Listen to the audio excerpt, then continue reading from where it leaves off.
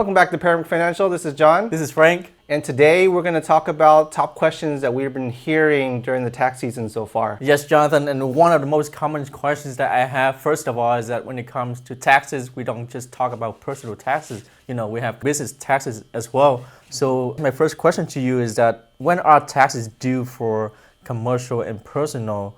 And the second part to that question is that if I want to extend my taxes, can I do so? And when is the last day to extend my tax? Yes, thank you, Frank. Very, very common question. It may seem a lot of common sense, but a lot of times the law may change and we may have more time, right? Yep. This year so far, unless you're in a disaster area, taxes are due April 15th for your personal taxes.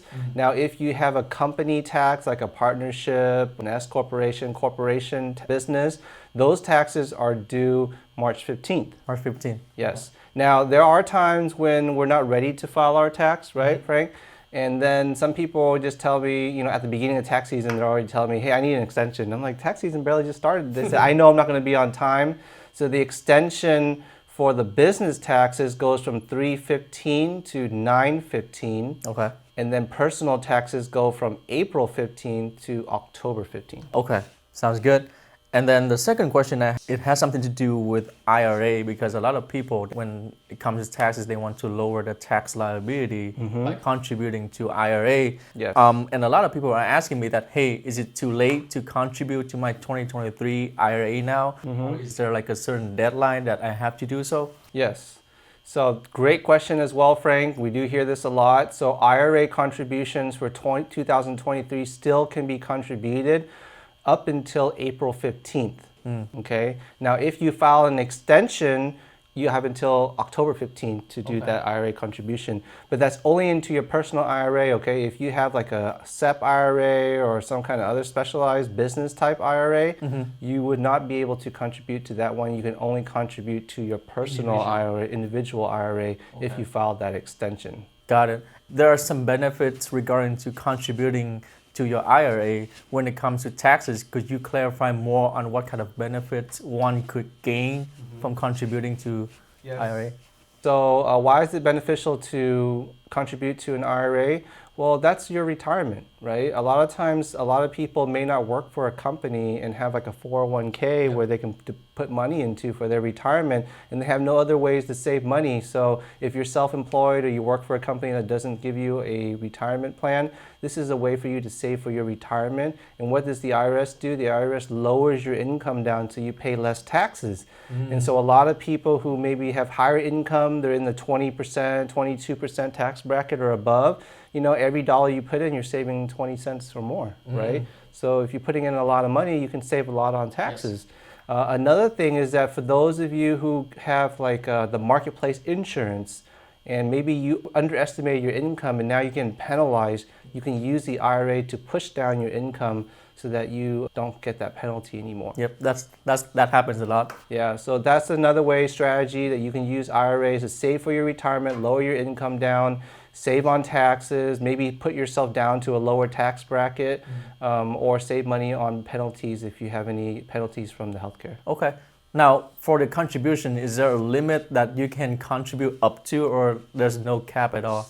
Great question as well. So the contribution limit for 2023 IRAs is $6,500 if you're under 50 years old, and if you're over 50 years old, you get a catch-up where you can put $7,500 a year.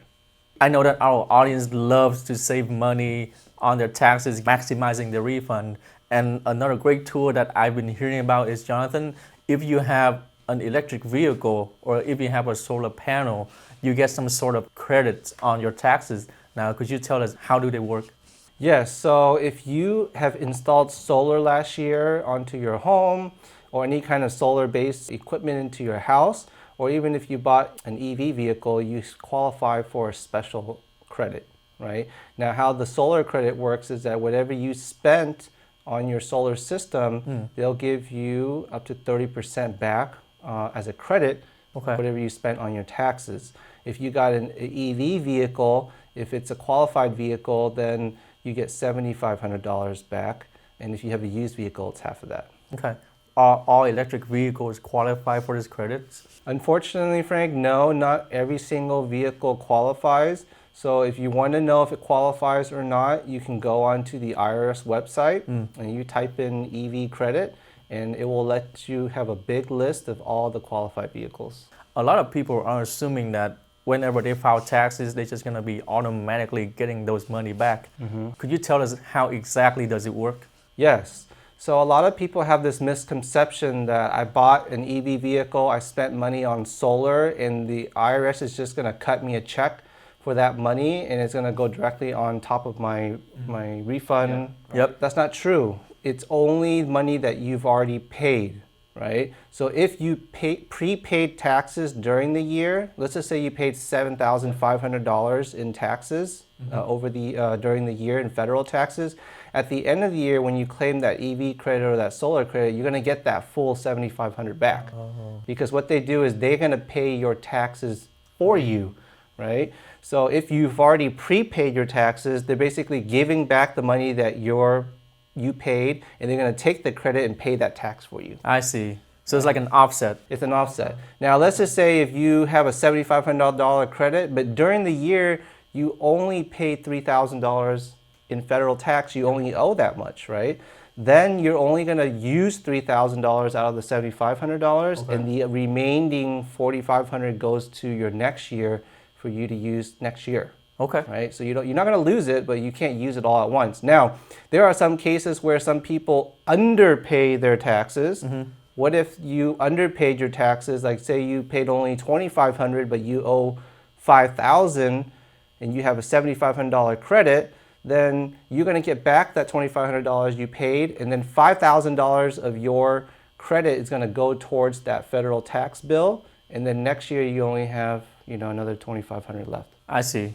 Okay. So it's only what you pay in the taxes, and then that's going to pay for it. Now, if you went the whole year and you didn't pay a dime of taxes at all, and you owe money, then they're going to take that money and pay your taxes for you, right? That you're not going to get anything. So don't think that they're going to cut you a check, because it's only going to offset the taxes that you paid. Yep. Now you know. Now you know. Now we all know so far all the best ways to maximize our refund. I guess my last question to you is that when can we expect our refund? You can expect your refund up to 21 days is what the IRS asked us to wait up to. So if you're not sure, you can always go to the IRS website, type in "Where's my refund?" and there's going to be a link there that you can type in your information, and it'll tell you the exact status of your refund, what step it's at and when it's going to be deposited or check's going to be mailed out to you. Awesome. Well, thank you for the information, Jonathan. And ladies and gentlemen, those are the top questions that we see a lot when it comes to tax season. If you need help with your taxes, whether it's commercial or personal, give us a call, shoot us a message, and we'll be happy to help.